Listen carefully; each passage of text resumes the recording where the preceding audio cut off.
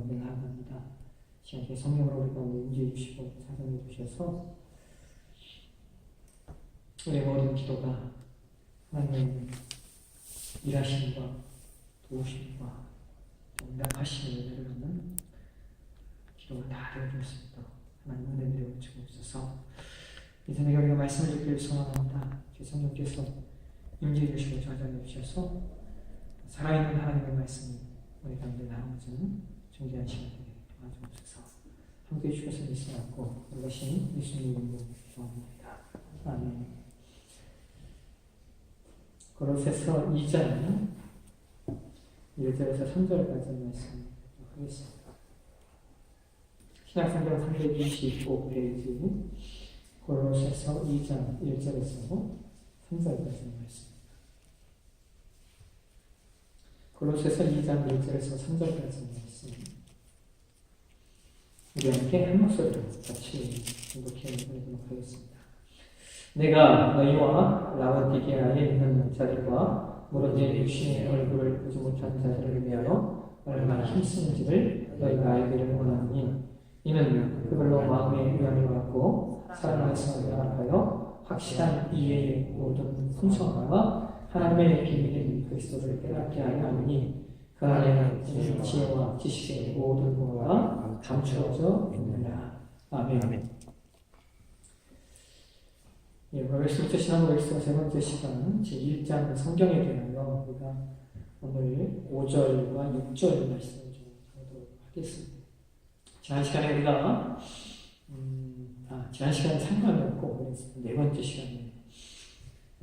지난 시간에 우리가 그 세 번째 강의에서 하나님께서 우리에게 성경을 주신 이유에 대해서 우리가 말씀을 살펴보았습니다. 하나님께서 우리에게 성경을 주신 이유에 대해서 두 가지 내용을 살펴봤는데요. 하나님 우리에게 성경을 주신 첫 번째 이유는 인간이 타락한 상태 때문에 그렇다고 말씀드렸어요. 인간이 타락했기 때문에 복음의 진보와 복음의 전파를 더 효과적으로 진행하시기 위해서 그 계시를 영구히 문서화시키셨으며 그것이 이제는 완성된 책으로 주어진 것이 성경이다 말씀드렸습니다. 그 다음 두 번째 이유는 하나님의 계시를 보존하기 위한 방법으로 사람들이 일반적으로 신뢰하는 다른 수단보다 이 수단이 훨씬 더 효과적이기 때문입니다. 기록된 성경 말씀은 정통보다 더 낫고 그리고 진리를 보존하는 것뿐만 아니라 전파하는 것보다 훨씬 더 낫습니다. 그래서 하나님은 우리에게 이 두 가지 이유 때문에 하나님의 계시인 성경을 주셨고 그것이 바로 구약 39권과 신약 27권으로 구성된 내용입니다. 그 다음에 또 우리가 지난 시간에 말씀을 나눴던 내용이 뭐냐면 그럼 이것이 하나님의 말씀이라는 걸 우리가 어떻게 알게 아느냐는 것입니다. 이것이 하나님의 말씀이라고 하는 것을 우리가 어떻게 아느냐. 그건 역시 두 가지 내용이 있다고 말씀드렸어요. 하나는 내적 증거이고 또 하나는 외적 증거입니다. 이것이 하나님의 말씀이다라고 하는 것의 내적 증거, 즉 성경 내적인 증거들은 저희 여러분이 이제 그런 교회를 다니시면서 많이 들으셨고 배우셨고 하셨지 않습니까? 성경 스스로가 이 말씀은 하나님의 계시의 말씀입니다. 하나님께서 성령의 영감으로 혹은 하나님의 감동으로 주신 말씀이다라고 우리 가운데 여러 곳에서 눈이 알려지고 있습니다. 그 다음에 또 하나 외적인 증거라고 하는 것이 있다고 말씀드렸어요. 그 외적 증거라고 하는 것에 대해서 우리가 기록의 능력, 보존의 능력, 그리고 보급의 능력, 변화의 능력이라고 하는 내용을 살펴봤습니다. 기록의 능력은 뭡니까? 성경은 1600여 년의 역사 속에서 기록이 되어졌다. 그리고 성경의 저자를 보통 한 40여 년, 정확하지는 않지만 40여 년 정도라고 이야기를 합니다. 그런데 이렇게 1600년 동안 40여 명의 저자에 의해서 성경이 기록되었음에도 불구하고 성경은 통일된 주제를 가지고 있다. 이것이 이 자체가 기록의 능력입니다.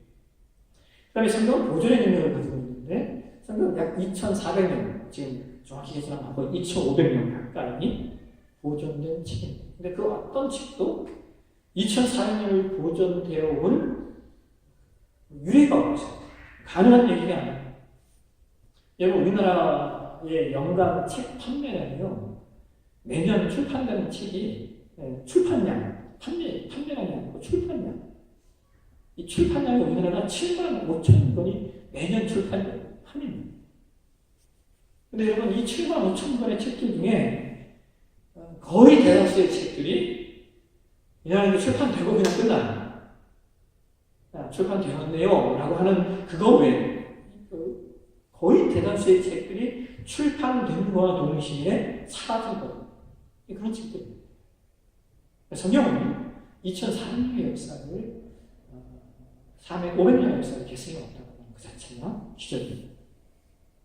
또 하나 성경은 이제 복음의 능력이 있다는 게 있지 않습니까? 매년 6억 권 이상 성경이 보급되어지고 6,500개의 언어 중에 약 한 2,500개의 언어로 성경이 번역이 되었다라고 이야기를 합니다.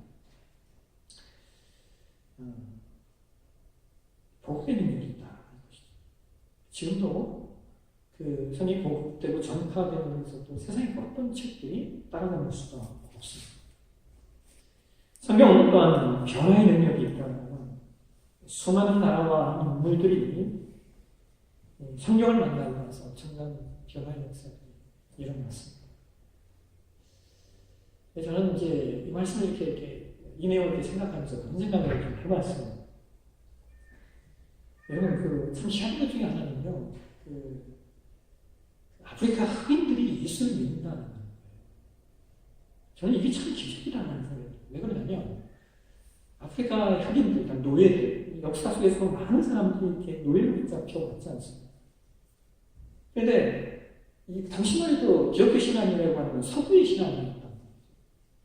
그들이 노예로 끌고 와서 그들에게 기독교를 알려줬을 텐데, 우리 같으면 이게 우리를 노예로 붙잡은 사람들이 믿는 종교다라고 해서 거부하고 배타적이 될 것 같은데, 우리 역사 속에서는 그렇지 않다는 겁니다. 물론, 그래 강요했던 면도 있었을지 모르지만, 어쨌든 기독교 신앙이 흑인들, 노예들 가운데, 역사 속의 노예들 가운데 아주 중요한 신앙으로 자리 잡는 것들을 우리가 보게 됩니다.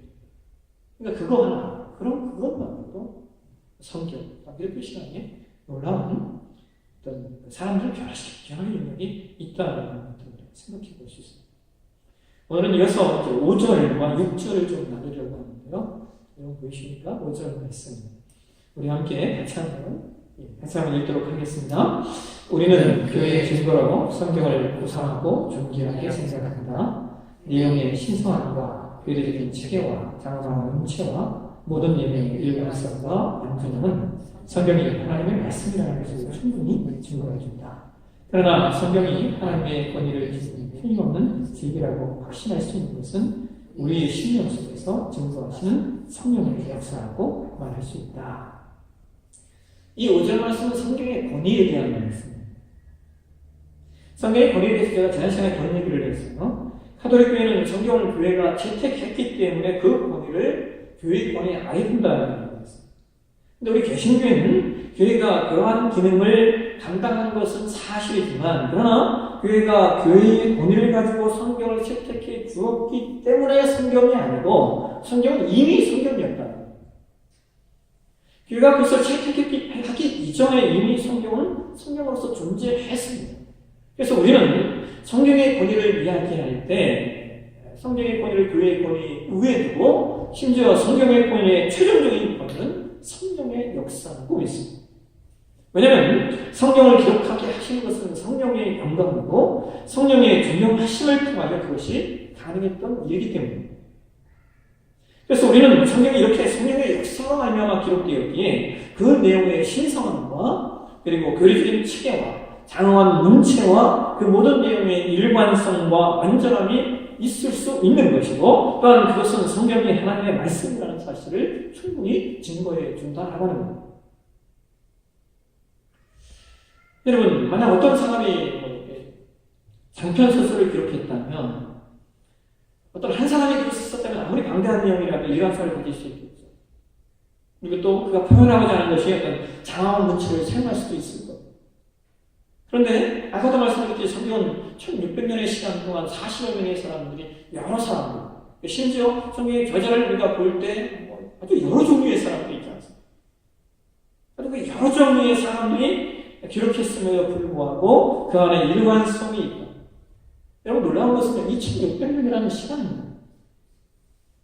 여러분 1000년이라고 하는 세월은요, 그 시간 속에서 인간의 인식과 가치관의 차이가 엄청납니다. 근데 그 성경, 그럼에도 불구하고 시대가 다르고 배경이 다르고 사람이 다름에도 불구하고 성경이 말하는 내용들이 다르지 않다는 거예요.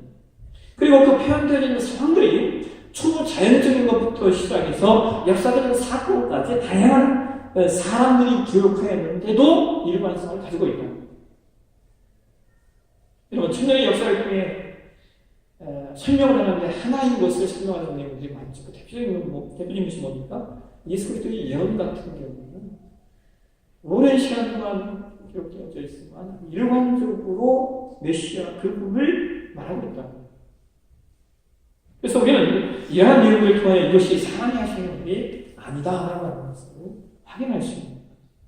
그래서 성경의 최종적인 권위는 성령님의 역사라는 사실 우리가 기억해야 합니다. 일단 6절 말씀해 보실까요? 6절 우리 함께 같이 한번 읽도록 하겠습니다. 성경에는 인간의 구원과 신앙생활에 대한 하나님의 계획이 분명히 나타나다. 그러므로 어떤 것도 새로 첨가할 필요가 없고 깊이 이해하기 위하여 성경의 내적 표현이 필요합니다. 또한 하나님께 드리는 예배와 교회의 정치에 관하여는 일반적인 사회단체와 같이 어떤 격식을 갖추고 있다. 그러나 언제나 하나님의 말씀에 근거를 보여야 한다. 성경에는 인간의 구원과 신앙생활에 대한 하나님의 계획이 분명히 나타나 있다는 이야기합니다. 이것은 성령이 구원받는 자의 삶의 원리를 말해주고 있다는 겁니다. 여러분, 기독교 신앙의 구원의 원리는 오직 성령을 통해서 많이 찾아야 됩니다. 근데 여러분, 성경이 말하는 구원이 뭡니까? 성경이 말하는 구원의 원리는 오직 예수 그리스도라는 거예요. 성경은 이것을 우리에게 명확하게 증거해주고 있죠.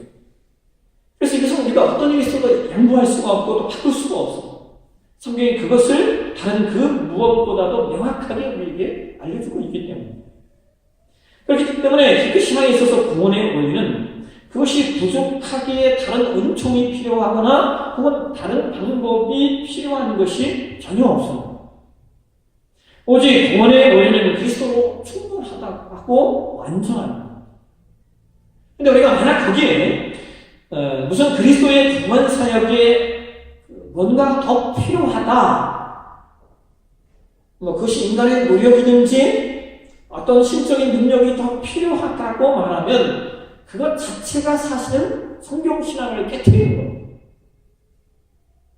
만약 우리가 구원을 위해서 우리의 어떤 행위가 필요하다고 하면 그 내용 그 자체가 그리스도의 구속의 완전성을 깨트립니다.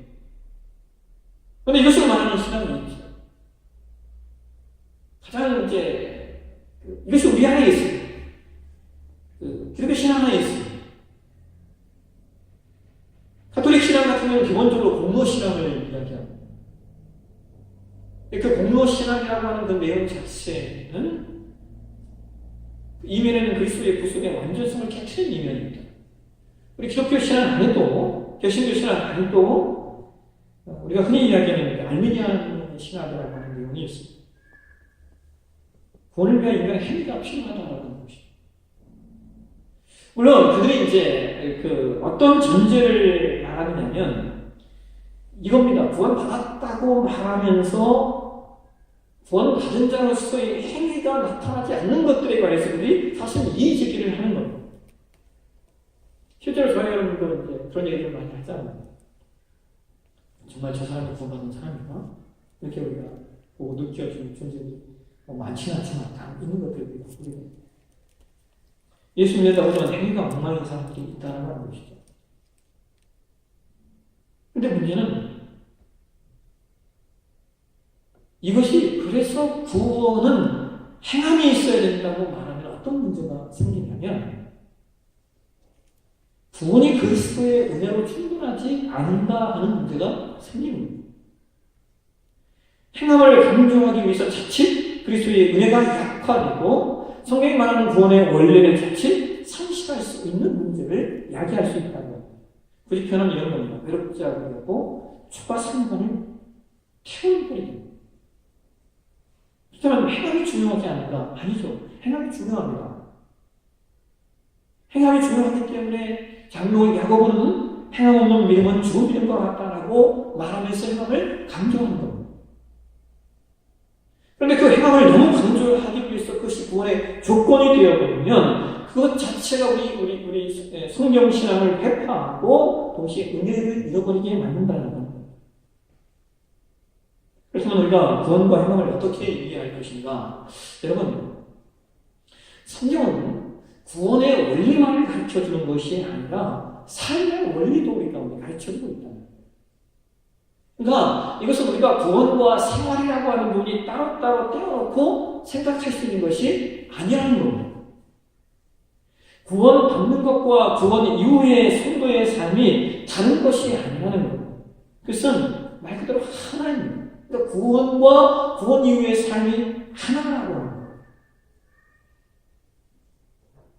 그래서 여러분, 신앙이라고 하는 것은 내가 믿는 대로 사는 겁니다. 그래서 우리가 가지고 있는 이상은 성경의 가르침이 되는. 그리고 우리는 그 가르침을 따라서 그 이상을 사는 존재입니다. 그렇기 때문에 신앙의 이상은 신앙의 이상은 저기 하나님 나라에 있다. 그리고 사는 것은 여기에 있다라고 우리가 이것을 우리가 이중구조라고 얘기합니다. 또 다른 말로 우리가 이것을 이원론이라고 합니다. 우리 개신교 신앙은 이원론 신앙을, 이원론의 내용을 우리는 배격합니다. 그러니까 신앙과 삶의 하나의 부분을 분리시켜놓고 이것은 하나님 나라에 가면 혹은 이것은 이 땅에서 구원하지 않는다라고 하는 겁니다. 구원과 삶이 동일하다라는 겁니다.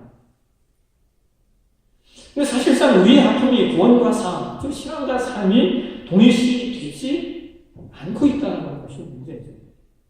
아마 이것은 모든 신자들이 가진 아픔일 겁니다.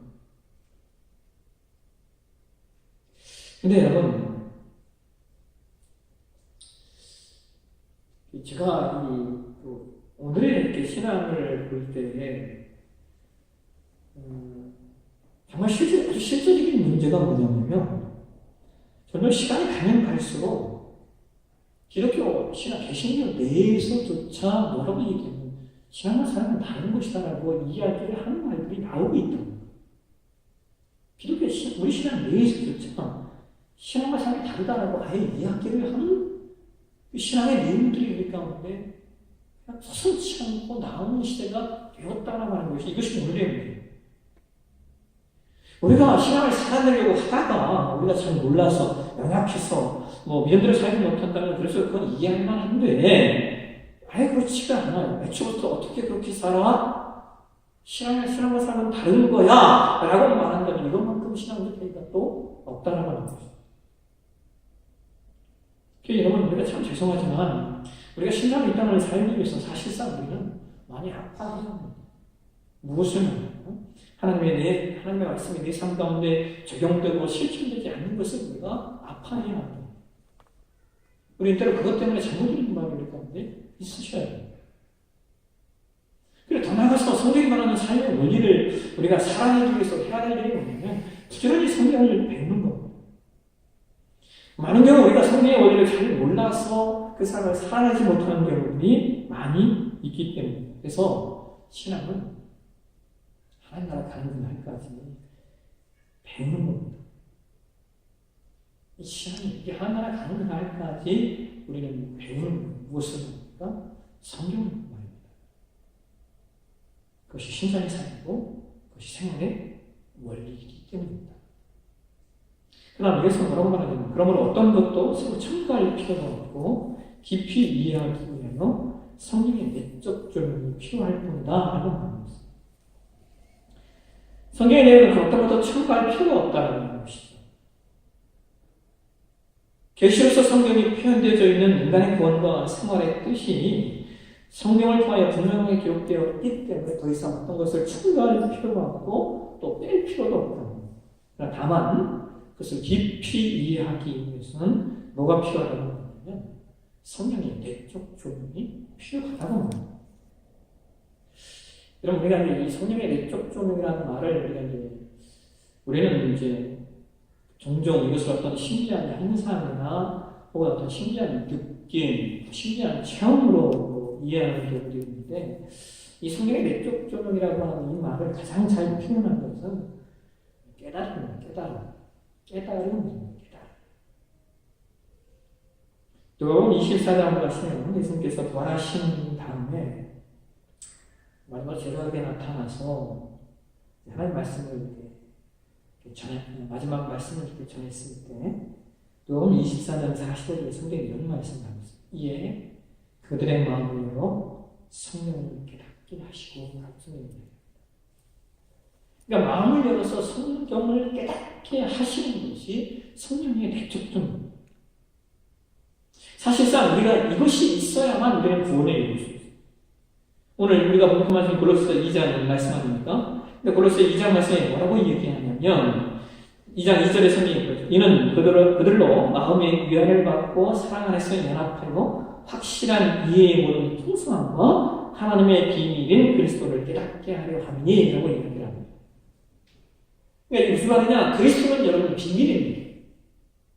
그래서 우리의 능력과 우리의 힘으로 그리스도를 깨달을 수가 없어요. 그래서 우리가 예수를 알게 되었다라고 하는 그 자체는 뭡니까? 이미 우리 안에 성령의 내적 조명의 역사가 일어났다는 거예요. 그 비밀을 우리가 발견하게 됩니다. 왜냐하면 그것은 하나님 안에 감추어져 있는 지혜와 보화이기 때문에 인간의 마음대로 그것을 알 수가 없는 거예요. 신앙의 성숙도 마찬가지입니다.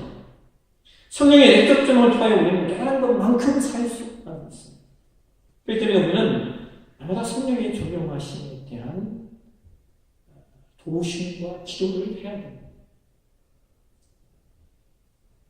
주일 예배 시간에 제가 설교를 하기 전에 저녁을 위한 기도를 하잖아요. 바로 이것 때문에 성령께서 오늘 전해지는 말씀 가운데 우리에게 조명해 주셔야만이 우리가 말씀으로 받을 수가 있어요. 그 다음 뭐라고 하냐면 하나님께 드리는 예배와 교회의 정치에 관하여는 일반적인 사회단체와 같이 어떤 격식을 갖추고 있다. 그러나 언제나 하나님 말씀의 근거를 두어야 한다. 여러분, 오늘날 세계에 보면 아주 유명한 축제들이 있잖아요. 각 나라들마다 많은 축제들이 있어요. 어떤 나라의 어떤 축제, 유명한 축제, 많이 안 되는 축제들이 있는데 나라들마다 아주 유명한 축제들은요. 그 축제의 기원과 역사를 찾아 올라가면 거의 대부분이 그것이 제의였다는 것을 확인합니다. 그러니까 그것이 그 나라 사람들의 선조들이 옛날에 그를 믿는 신 앞에 드리던 제사에 됩니다.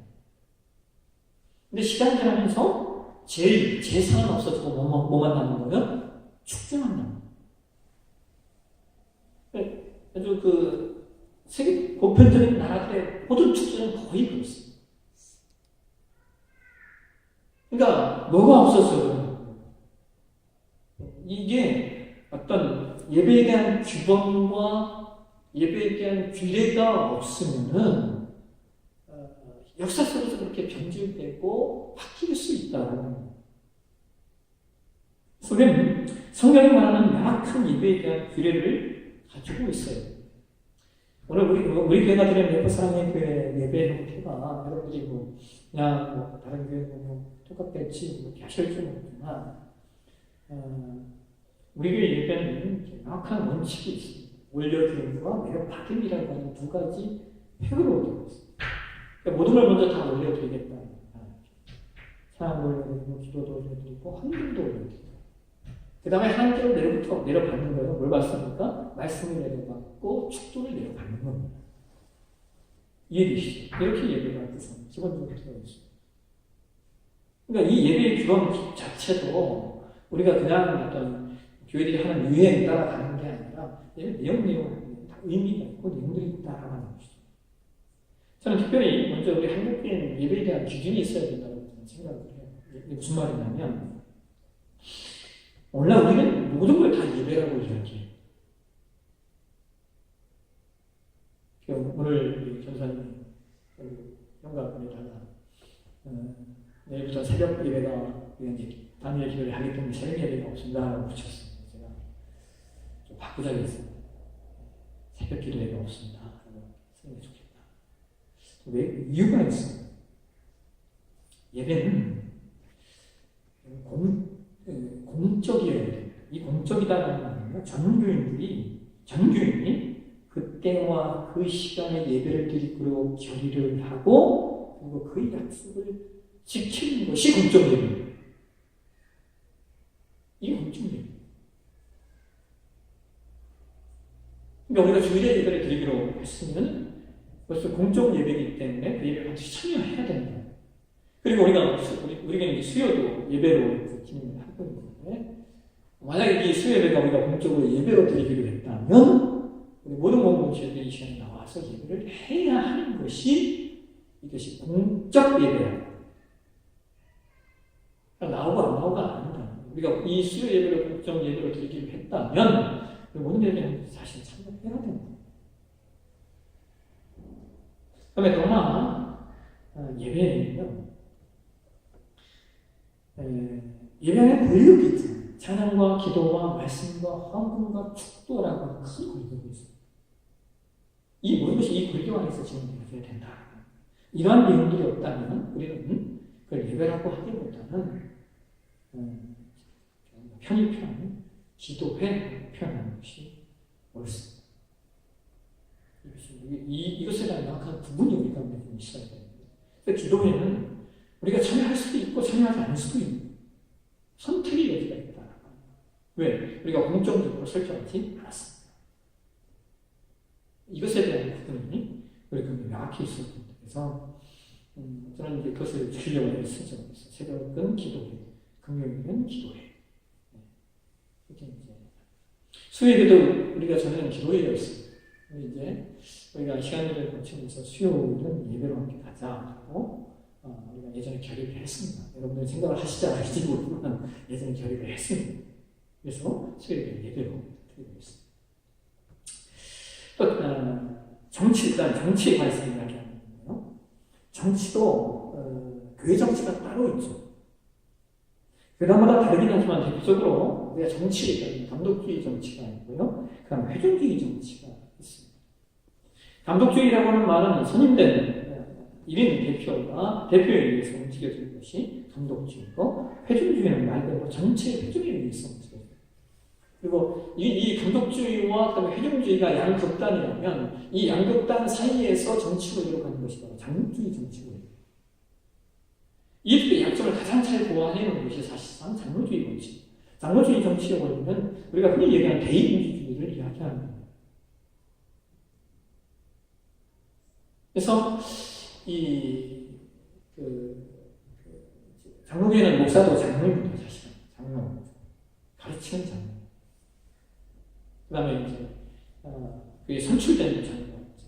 그 장로는 치장로라고 이야기합니다. 그래서 목사 장로와 치장로가 함께 교회를 이끌어가는 형태가 장로주의입니다. 근데 사실 이 모든 근거가 어디에 있냐면 성경에 근거하고 있다. 성경의 원리를 가지고 있다. 그래서 우리는 하나님 말씀에 근거를 해서 성경이 말하는 한도 내에서 예배의 규례와 정치의 제도를 형성해야 합니다. 결국 기독교 신앙에 있어서 성경은 신자의 모든 삶의 규범이 되고 규례가 되고 근본적인 원리가 됩니다. 또한 성경은 우리의 교회 생활, 신앙의 생활, 교회 생활에 있어서도 예배와 정치의 근본적인 원리가 되는 것이 성경입니다. 그래서 우리는 결국에 성경을 배워야 된다. 성경을 단순히 교훈이 아닌 우리 삶의 실제적인 원리로 받아들이고 그냥 성경은 교회가 아니라 그 말씀을 우리 삶 가운데 실현하고 실천하기 위한 몸부림이 있는 것이 신자의 삶입니다. 말씀 한 구절을 부여잡고 그 말씀을 내 삶에 실천하고 적용하고자 하는 그 능력이 있어요. 말씀을 맺겠습니다. 여러분, D.L. 무디라고 하는 분이 계시죠. 미국 사회에 영향력을 끼쳤던 D.L. 무디, 이분이 얼마나 탁월한 분이었냐면, 무디 신학교도 있고, 무디 기념관도 만들어져 있어요. 근데 이번에 생각하는데, 이번에 무디 기념관에 가면 이번에 성경이 이렇게 보존되어 있는데, 성경 곳곳에 T자와 P자가 있어요. T자. 곳곳에 T자. 이 T가 뭐냐면, 그 한 말씀을 내 삶에 테스트해야 된다. T자. P는 뭐냐면, 프로브, 증명되었다. 그러니까, 곳곳에 T자와 P자. 내가 이 말씀을 내 삶에 테스트해봤는데, 내 삶에서 증명되었다. 이게 무디의 삶이었어요. 그러니까 무디의 삶은 그냥 아이들 많이 전도하고, 이것이 아니라, 그 삶, 그 자신의 삶, 그 존재, 그 자체, 전체의 삶 가운데, 하나님 말씀을 내 삶 가운데 테스트해보고, 증명하는 삶을 살아냈다고 하는 것이 무디의 삶이고, 또 그래서 그 무디가 사람에게 존경받는 것입니다. 여러분, 오늘 저와 여러분의 삶도 그런 삶이 좀 되셨으면 좋겠습니다. 여러분, 신앙을 잘한다는 것은 뭐냐?